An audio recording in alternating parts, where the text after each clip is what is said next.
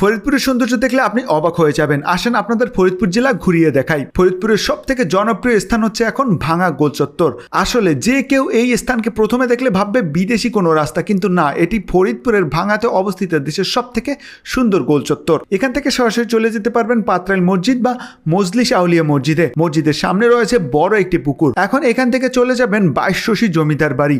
বাড়িতে প্রায় 50 একর জায়গা জুড়ে জমিদারদের বসবাসের জন্য 14টি অট্টালিকা করা হয়েছিল। এখান থেকে সরাসরি সদরে চলে যাবেন এবং সেখান থেকে চলে যাবেন ময়েজ মঞ্জিল দেখতে। এখান থেকে সরাসরি চলে যাবেন পল্লী কবি জসিমউদ্দিনের বাড়িতে। এখানে কবির ঘর, তার বড় ভাইয়ের ঘর এবং তার বাবার ঘর সহ সবকিছুই দেখতে পারবেন। কবির বাড়ি থেকে সরাসরি চলে যাবেন কানাইপুর জমিদার বাড়ি দেখতে। কানাইপুর ইউনিয়নের কুমার নদীর পাড়েই এই জমিদার বাড়িটি অবস্থান। সেখান থেকে মধুখালী গিয়ে একটি রিক্সা নিয়ে চলে যাবেন মধুপুর দেউল দেখতে। আনুমানিক 16শো শতাব্দীতে তৈরি করা হয়েছিল বলে ধারণা করা হয়, তবে কারো কারো মতে এটি সপ্তদশ শতকের স্থাপনা। এখান থেকে চলে যাবেন মুন্সি আব্দুর রব স্মৃতি গ্রন্থাগারে।